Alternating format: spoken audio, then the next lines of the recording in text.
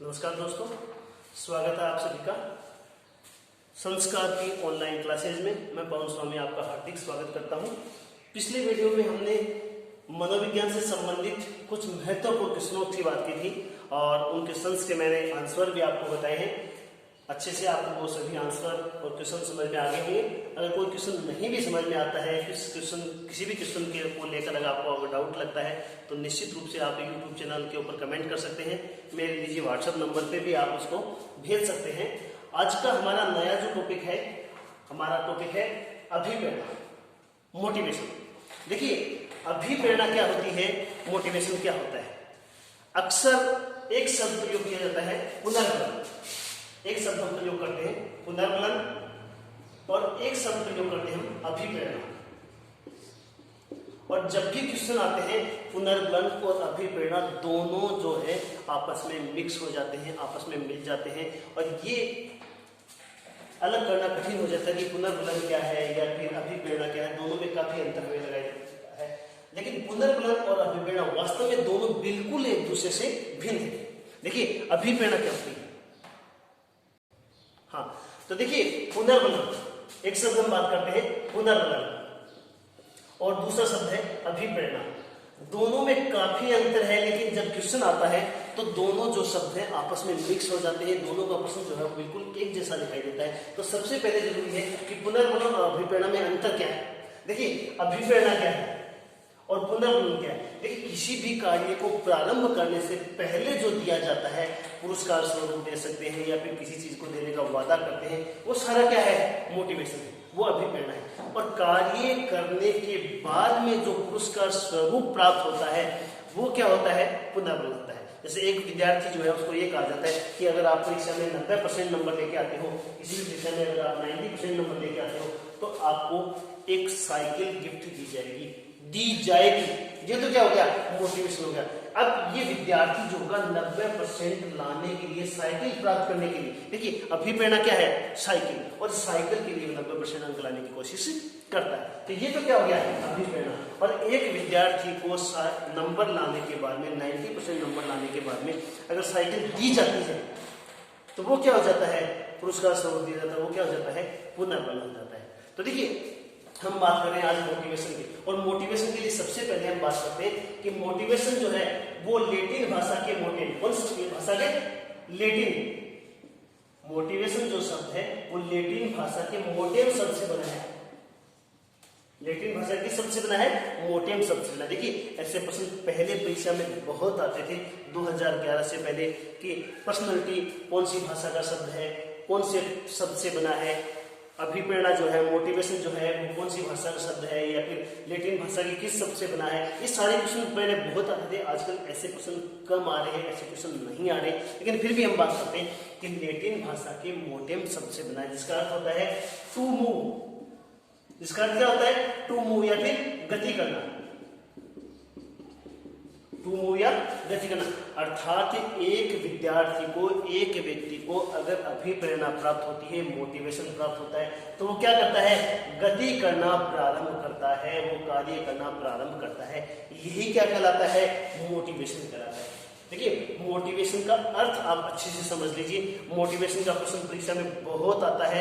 Motivation के जो प्रकार है, सकारात्मक अभिप्रेरणा कौन सी है, नकारात्मक अभिप्रेरणा कौन सी है, इस प्रकार के प्रश्न पूछे जाते हैं। या फिर एक एग्जाम्पल देके पूछ लिया जाता है कि सकारात्मक है या फिर नकारात्मक है। तो सबसे पहले हम बात करते हैं कि मोटिवेशन जो है लैटिन भाषा के मोटिव शब्द से बना है, जिसका अर्थ क्या होता है, टू मूव या फिर गति करना। और विद्यार्थी को या बालक को या व्यक्ति को जैसे ही मोटिवेशन प्राप्त होता है वो कार्य करना प्रारंभ करता है, गति करना प्रारंभ करता है। क्या कहलाता है, मोटिवेशन कहलाता है। देखिए, परिभाषा की अगर हम बात करते हैं, अभिप्रेरणा एक आंतरिक शक्ति है। कैसी शक्ति है, आंतरिक शक्ति है। अब देखिए, हम बात कर सकते हैं कि अभिप्रेरणा जो है उसके मुख्य रूप से दो प्रकार हो सकते हैं, एक आंतरिक अभिप्रेरणा और एक बाह्य अभिप्रेरणा। लेकिन मनोवैज्ञानिक जो वास्तविक अभिप्रेरणा मानते हैं वो किसको मानते हैं, आंतरिक अभिप्रेरणा को ही वास्तविक अभिप्रेरणा मानते हैं। बाह्य अभिप्रेरणा को अभिप्रेरणा नहीं माना जाता है। लेकिन फिर भी मनोविज्ञान की दृष्टि से अभिप्रेरणा कितने प्रकार की है, दो प्रकार की है। तो देखिए, मनोवैज्ञानिक कहते हैं कि अभिप्रेरणा एक ऐसी शक्ति है, आंतरिक शक्ति है, एक आंतरिक उत्तेजना है। ये कह सकते हैं कि आंतरिक आंतरिक उत्तेजना है, या फिर कह सकते हैं आंतरिक बल है, ठीक है ना। यानी अभिप्रेरणा एक आंतरिक शक्ति है, या फिर क्या कह सकते हैं एक आंतरिक उत्तेजना है, या फिर क्या कह सकते हैं एक आंतरिक बल है जो व्यक्ति को, जो बालक को कार्य करने के लिए प्रेरित करता है। क्या कहलाता है? अभिप्रेरणा कहलाता है, मोटिवेशन कहलाता है। इसके बाद में एक मनोवैज्ञानिक है गुड, इन्होंने अभिप्रेरणा की परिभाषा दी, कार्य को आरंभ करने, नियमित करने या जारी रखने, कार्य को प्रारंभ करने, जारी रखने तथा नियमित करना जो है वो क्या कहलाता है? अभिप्रेरणा कहलाता है। देखिए गुड की जो परिभाषा बहुत ही इंपॉर्टेंट है, अक्सर परीक्षा में पूछी गई है कि कार्य को आरंभ करने, जारी रखने तथा नियमित करने की प्रक्रिया कहलाती है।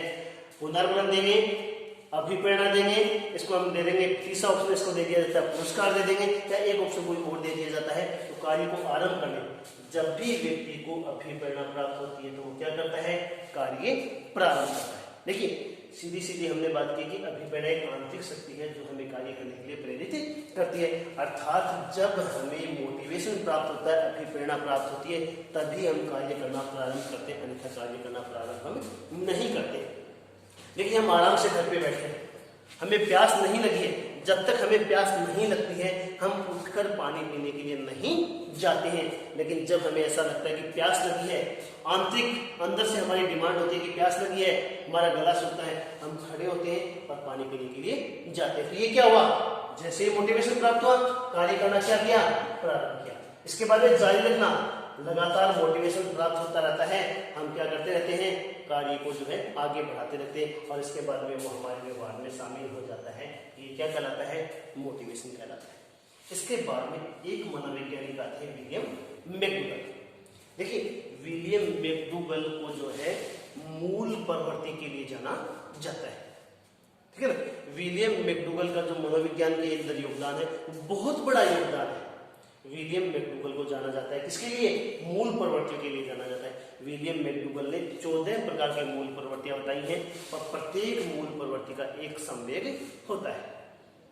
तो 14 मूल प्रवृत्तियां और 14 मूल प्रवृत्ति का क्या होता है? एक संवेग होता है, और इसीलिए मनोविज्ञान में विलियम मैकडूगल को जाना जाता है। इसके अलावा और भी हम कह सकते हैं कि विलियम मैकडूगल का जो योगदान माना जाता है, व्यवहारवाद का जो जनक माना जाता है, वो किसको माना जाता है? वाटसन को माना जाता है। लेकिन व्यवहारवाद शब्द को इससे पहले व्यवहार शब्द का सर्वप्रथम प्रयोग करने का जो श्रेय दिया जाता है वो किसको दिया जाता है? विलियम मैकडूगल को दिया जाता है 1905 में। देखिए व्यवहारवाद का जनक जेवी वाटसन, व्यवहारवाद में सर्वाधिक कार्य करने का जो श्रेय दिया जाता है वो स्किनर को दिया जाता है, और व्यवहार शब्द का सर्वप्रथम प्रयोग करने का जो श्रेय दिया जाता है 1905 में किसको दिया जाता है? विलियम मैकडूगल को दिया जाता है। तो विलियम मैकडूगल कहते हैं अभिप्रेरणा एक प्राणी की शारीरिक व मनोवैज्ञानिक दो प्रकार की। देखिए हम पहले भी बात कर चुके हैं कि अभिप्रेरणा जो है उसको मुख्य मुख्य दो भागों में बांटा जाता है, एक आंतरिक, एक बाह्य, ठीक है ना। या ये कह सकते हैं कि शारीरिक और मनोवैज्ञानिक। तो शारीरिक और मनोवैज्ञानिक या तो हमारी शारीरिक दशा है या फिर हमारी मनोवैज्ञानिक दशा है, जिस पर हमारा व्यवहार आधारित रहता है कि हमें कार्य करना है अथवा नहीं करना है, इस पर डिपेंड करता है। तो हमारी शरीर की आवश्यकता पे डिपेंड करता है या हमारी साइकोलॉजी पे डिपेंड करता है। अगली परिभाषा दी वुडवर्थ ने, अभिप्रेरणा एक तात्कालिक बल है। तात्कालिक का मतलब तत्काल प्रभाव से, जैसे अभिप्रेरणा प्राप्त हुई तत्काल हमने क्या करना स्टार्ट किया? कार्य करना प्रारंभ कर दिया। तात्कालिक बल है जो हमें कार्य करने के लिए प्रेरित करता है, ठीक है। देखिए अब यहां तक हम बात करते हैं कि अभिप्रेरणा को अंग्रेजी में हम क्या कहते हैं? मोटिवेशन कहते हैं, जो लैटिन भाषा के मोटेम शब्द से बना है, ठीक है ना। और मोटेम का अर्थ होता है टू मूव या गति करना, अर्थात जैसे ही व्यक्ति अथवा बालक को अभिप्रेरणा प्राप्त होती है वो कार्य करना प्रारंभ कर देता है। इसके बाद में एक परिभाषा बात करते हैं कि अभिप्रेरणा एक आंतरिक शक्ति है, एक आंतरिक उत्तेजना, एक आंतरिक बल है जो व्यक्ति को अथवा प्राणी को कार्य करने के लिए प्रेरित करता है। अर्थात जैसे ही प्रेरणा प्राप्त होती है व्यक्ति अथवा प्राणी जो है वो कार्य करना क्या कर देता है? प्रारंभ कर देता है। ये क्या कहलाता है? अभिप्रेरणा कहलाती है। हम पहले भी बात कर चुके हैं कि अभिप्रेरणा जो होती है एक आंतरिक और एक बाह्य, मनोविज्ञान की दृष्टि से उसको दो भागों में बांटा जाता है। लेकिन वास्तविक अभिप्रेरणा जो मान जाती है वो क्या मान जाती है? आंतरिक ही मानी जाती है। बाह्य अभिप्रेरणा को वास्तविक अभिप्रेरणा नहीं माना जाता। इसके बाद में गुड मनोवैज्ञानिक है कार्य को आरंभ करने, जारी रखने तथा नियमित करने की प्रक्रिया अभिप्रेरणा कहलाती है। इसके बाद में विलियम मैकडूगल, अभिप्रेरणा एक प्राणी की शारीरिक का मनोवैज्ञानिक दशा है जिस पर हमारा व्यवहार आधारित रहता है। इसके बाद में एक परिभाषा की हम बात करते हैं वुडवर्थ की, अभिप्रेरणा एक तात्कालिक बल है जो हमें कार्य करने के लिए प्रेरित करता है। इसका एक स्क्रीनशॉट लीजिए, इसके बाद में हम आगे बढ़ते हैं। तो हम बात कर रहे थे मोटिवेशन की, अभिप्रेरणा की, और अभी तक हमने अभिप्रेरणा की परिभाषा पढ़ी है और अभिप्रेरणा वास्तव में क्या होती है इसके बारे में हमने बात की है कि अभिप्रेरणा एक आंतरिक बल है, एक आंतरिक शक्ति है, एक आंतरिक उत्तेजना है जो व्यक्ति अथवा बालक अथवा प्राणी को कार्य करने के लिए प्रेरित करता है। इसके साथ साथ हमने पुनर्ग्रहण और अभिप्रेरणा के बारे में बात की। पुनर्ग्रहण क्या होता है और अभिप्रेरणा क्या होती है? कार्य करने से पहले जो दिया जाता है उसको अभिप्रेरणा कहते हैं, जिससे प्रेरित होकर व्यक्ति अथवा प्राणी कार्य करता है। और कार्य करने के बाद में जो दिया जाता है, पुरस्कार स्वरूप दिया जाता है, उसको हम क्या कहते हैं? पुनर्ग्रहण कहते हैं। इसके साथ साथ हमने बात की, एक परिभाषा की बात की गुड की। तो गुड ने कहा है कि अभिप्रेरणा जो है वो क्या है? कार्य को आरंभ करने, जारी रखने तथा नियमित करने की एक प्रक्रिया है।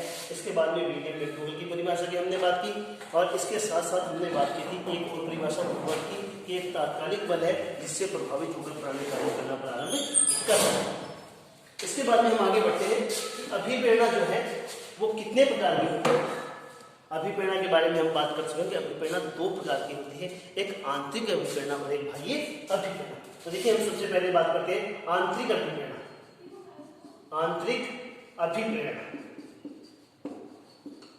देखिए यहां से प्रश्न बहुत बार पूछा जाता है कि आंतरिक अभिप्रेरणा कौन सी है, बाह्य अभिप्रेरणा कौन सी है, और नीचे 4 ऑप्शन दिए हुए मिलते हैं। कभी पूछा जाता है सकारात्मक कौन सी है, नकारात्मक कौन सी है, कभी पूछा जाता है जन्मजात कौन सी है और अर्जित कौन सी है।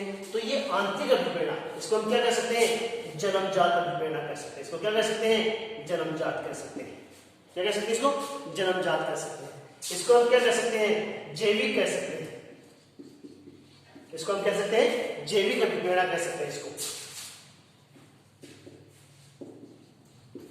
इसको हम आंतरिक कह सकते हैं, इसको जन्मजात कह सकते हैं, इसको हम क्या कह सकते हैं? जैविक कह सकते हैं। इसको हम कह सकते हैं सकारात्मक कह सकते हैं।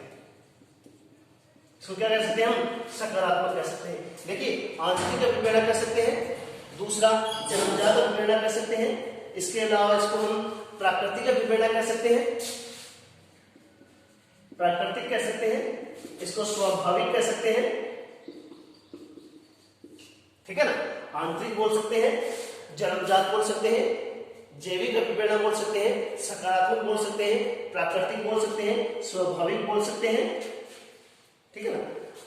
अब ये आंतरिक अभिप्रेरणा क्या होती है या फिर जन्मजात अभिप्रेरणा क्या होती है, जैविक अभिप्रेरणा क्या होती है, सकारात्मक क्या हो सकती है, प्राकृतिक क्या हो सकती है, स्वाभाविक क्या होती है। यहाँ से प्रश्न ज्यादा पूछे जाने की संभावना होती है और सबसे ज्यादा जो पूछा जाता है सकारात्मक और नकारात्मक अभिप्रेरणा का एग्जाम्पल पूछा जाता है। ये सकारात्मक और नकारात्मक क्या होता है, देखिए इसके बारे में बात करते हैं कि जब भी व्यक्ति क्या होती है, आंतरिक क्या होती है कि जब भी व्यक्ति अपनी इच्छा से कार्य करता है, जब भी व्यक्ति अपनी इच्छा से कार्य करता है, जब भी व्यक्ति अपनी इच्छा से कार्य करता है तथा कार्य करने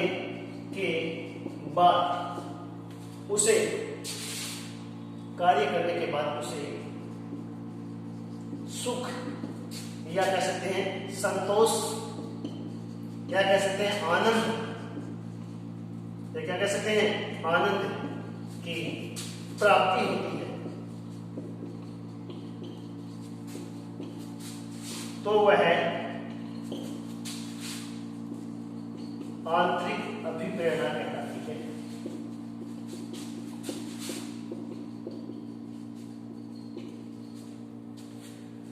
देखिए हम यहाँ पे बात करें आंतरिक अभिप्रेरणा क्या होती है, या फिर कह सकते हैं जन्मजात अभिप्रेरणा क्या हो सकती है, या फिर हम कह सकते हैं जैविक अभिप्रेरणा क्या हो सकती है, या फिर कह सकते हैं सकारात्मक क्या हो सकती है, प्राकृतिक क्या होती है, या फिर क्या होती है स्वाभाविक क्या हो सकती है। तो जब भी व्यक्ति अपनी इच्छा से कार्य करता है तथा कार्य करने के बाद में उसे सुख, संतोष या आनंद की प्राप्ति होती है, तो वो क्या कहलाता है? आंतरिक अभिप्रेरणा कहलाता है। देखिए ये बहुत ही इंपॉर्टेंट है, प्रश्न यहीं से पूछे जाने की संभावना होती है कि आंतरिक अभिप्रेरणा क्या होती है और बाह्य अभिप्रेरणा क्या होती है, सकारात्मक कौन सी होती है और नकारात्मक कौन सी होती है, जैविक कौन सी होती है और मनोवैज्ञानिक कौन सी होती है। तो ये आपके अच्छे से समझ में आ गया क्या? देखिए ये अभिप्रेरणाओं में अंतर करने का सबसे अच्छा तरीका यही है कि जब भी आप कोई कार्य करते हो और कार्य करने के बाद में आपको सुख या संतोष की प्राप्ति होती है, तब वो कौन सी अभिप्रेरणा हुई? आंतरिक। देखिए जैसे भूख है, आपको भूख लगी, आपने खाना खाया, अच्छा लगा, आनंद आया या सुख या संतोष की प्राप्ति हुई। प्यास, काम, नींद, सुरक्षा, अनुकरण, ठीक है ना? भूख है, प्यास है, काम है, नींद है, सुरक्षा है, अनुकरण है, ठीक है ना? इसके अलावा मलमूत्र का त्याग, ठीक है ना? भूख, प्यास, काम, नींद, सुरक्षा, अनुकरण, मलमूत्र का त्याग, ठीक है ना? ये सारे किसमें आते हैं? आंतरिक अभिप्रेरणा में आते हैं। ये सारे किसके उदाहरण हैं? आंतरिक अभिप्रेरणा के उदाहरण है। प्रश्न इसी प्रकार से पूछा जाता है कि आंतरिक अभिप्रेरणा में से कौन सी नहीं है या कौन सी है। इसी प्रकार का प्रश्न पूछा जाता है कि जब भी व्यक्ति कार्य करता है और कार्य करने के बाद उसे सुख, संतोष या आनंद की प्राप्ति होती है, तो कौन सी अभिप्रेरणा होगी? आंतरिक अभिप्रेरणा कहलाती है। इसके उदाहरण भूख, प्यास, काम, नींद, सुरक्षा, अनुकरण, मूलमंत्र का त्याग, ये सभी किसमें आएंगे? आंतरिक अभिप्रेरणा के अंतर्गत आते हैं। इसका एक स्क्रीनशॉट लीजिए, इसके बाद में उसका दूसरा प्रश्न देखते हैं। तो अभी तक हमने बात की थी आंतरिक अभिप्रेरणा के बारे में, जन्मजात, जैविक अभिप्रेरणा, सकारात्मक, प्राकृतिक, स्वाभाविक और प्राथमिक। देखिए अभिप्रेरणा दो प्रकार की है, एक आंतरिक और एक बाह्य। इसको हम अन्य नामों से पुकार सकते हैं। इसको जन्मजात कह सकते हैं, तो इसी प्रकार इसको हम क्या कह सकते हैं? अर्जित कह सकते हैं। इसको जैविक कहेंगे, इसको हम क्या कहेंगे? मनोवैज्ञानिक कहेंगे।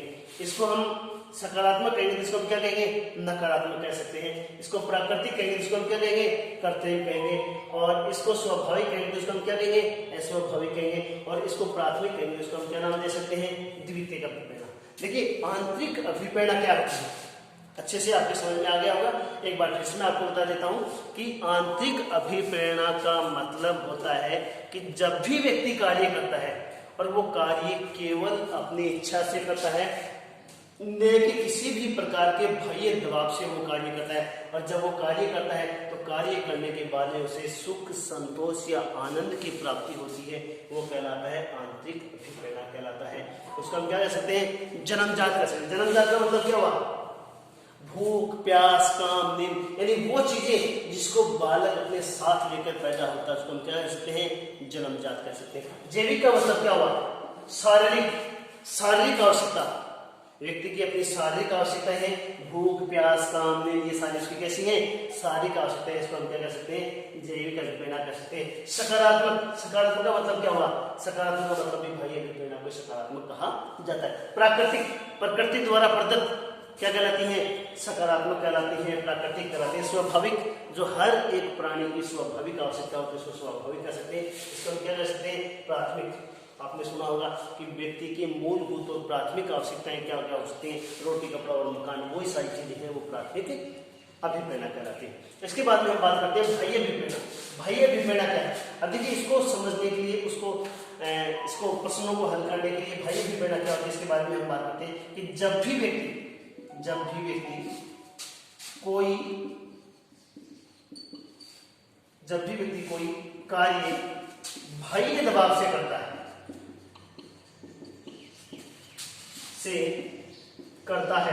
जब भी व्यक्ति कोई भी कार्य बाह्य दबाव से करता है, न कि अपनी इच्छा से करता है, न कि अपनी इच्छा से करता है, जब भी व्यक्ति कोई भी कार्य करता है और वो कार्य कैसे करता है? बाह्य दबाव से करता है, न कि अपनी इच्छा से करता है। और कार्य करने के बाद उसे एक लक्ष्य की प्राप्ति होती है, उसे बाह्य अभिप्रेरणा कहते हैं। बाह्य अभिप्रेरणा प्रेरणा कहते हैं। देखिए यहां से आंतरिक और बाह्य, सकारात्मक और नकारात्मक, यहां से परीक्षा के लिए बहुत अच्छे क्वेश्चन बनते हैं कि आंतरिक अभिप्रेरणा क्या है और बाह्य अभिप्रेरणा क्या होती है, या फिर सकारात्मक क्या होती है या फिर नकारात्मक क्या होती है। कि बाह्य अभिप्रेरणा क्या है, जब भी व्यक्ति कोई कार्य करता है और वो कार्य कैसे करेगा, बाह्य दबाव से करेगा, किसी दूसरे के कहने से करेगा, किसी दूसरी परिस्थितियों के कारण करेगा, बाह्य दबाव से करता है। और दबाव से कार्य करने के बाद में उसे एक लक्ष्य की प्राप्ति होती है। किसकी प्राप्ति होती है, एक लक्ष्य की प्राप्ति। और आंतरिक अभिप्रेरणा में क्या प्राप्त होता है, सुख, संतोष या आनंद, सुख संतोष या आनंद की प्राप्ति होती है। तो वो कौन सी अभिप्रेरणा होगी, आंतरिक अभिप्रेरणा होगी। और जब उसे एक लक्ष्य की प्राप्ति होती है तो वो अभिप्रेरणा कौन सी होती है, बाह्य अभिप्रेरणा होती है। इसके एग्जांपल्स हम बात करते हैं, जैसे इसके एग्जांपल्स क्या क्या हो सकते हैं, जैसे प्रशंसा करना। प्रशंसा क्यों की जाती है, एक निश्चित लक्ष्य की पूर्ति के लिए हम क्या करते हैं, प्रशंसा करते हैं। जब हमें विद्यार्थी से गृह कार्य करवाना होता है, जब उसे अधिगम करवाना होता है, हम विद्यार्थी क्या करते हैं, प्रशंसा करते हैं। या फिर उसको क्या देते हैं, पुरस्कार देते हैं, पुरस्कार देते हैं। तो पुरस्कार भी कब दिया जाता है, व्यक्ति को पुरस्कार तब दिया जाता है जब हमें एक लक्ष्य प्राप्त करना होता है। बालक को पुरस्कार देकर उसको अधिगम करवा सकते हैं, उससे कार्य करवा सकते हैं। तो ये भी क्या है, एक प्रकार का लक्ष्य है। या फिर हम कह सकते हैं दंड देना, दंड, दंड भी किसके लिए दिया जाता है, एक लक्ष्य की प्राप्ति के लिए दंड दिया जाता है। इसके अलावा हम कह सकते हैं कि प्रतिस्पर्धा या प्रतियोगिता, प्रतिस्पर्धा, बच्चों के अंदर प्रतियोगिता के अंदर प्रतिस्पर्धा रखी जाती है। तो प्रतिस्पर्धा भी क्यों रखी जाती है, एक लक्ष्य की पूर्ति के लिए प्रतिस्पर्धा रखी जाती है। इसके अलावा हम कह सकते हैं सहयोग, दया, सहानुभूति, ये सभी क्या है, ये सभी क्या है, एक बाह्य अभिप्रेरणा के उदाहरण है। इन सभी का प्रयोग हम लक्ष्य की प्राप्ति के लिए करते हैं। तो हमने यहाँ पर बात की आंतरिक अभिप्रेरणा और बाह्य अभिप्रेरणा। अभिप्रेरणा दो प्रकार की है। वास्तविक अभिप्रेरणा जो मानी जाती है वो कौन सी मानी जाती है, आंतरिक अभिप्रेरणा को ही वास्तविक अभिप्रेरणा कहा जाता है। और वो किसके लिए होती है, जब भी व्यक्ति कोई कार्य करता है और कार्य करने के बाद में उसे क्या प्राप्त होता है, सुख संतोष या आनंद की प्राप्ति होती है। तो अभिप्रेरणा कौन सी है, आंतरिक अभिप्रेरणा है, जन्मजात है, जैविक है, सकारात्मक है, प्राकृतिक है, स्वाभाविक है या फिर प्राथमिक कह सकते हैं। दूसरा हम बात कर सकते हैं बाह्य अभिप्रेरणा, अर्जित अभिप्रेरणा या फिर मनोवैज्ञानिक, नकारात्मक, कृत्रिम, अस्वाभाविक और द्वितीयक। देखिए यहाँ पर सकारात्मक और नकारात्मक का आपको विशेष ध्यान रखना है कि सकारात्मक अभिप्रेरणा कौन सी और नकारात्मक अभिप्रेरणा कौन सी, ठीक है ना। तो जब भी व्यक्ति कोई कार्य करता है और कार्य कहाँ से करता है, बाह्य दबाव से करता है और नए की अपनी इच्छा से करता है, और उसके बाद में लक्ष्य की प्राप्ति होती है, जैसे प्रशंसा, पुरस्कार, दंड, प्रतिस्पर्धा, सहयोग, दया, सहानुभूति, ये सारे किसमें आएंगे, बाह्य अभिप्रेरणा में आते हैं। इसका एक स्क्रीनशॉट लीजिए, इसके बाद में हम आगे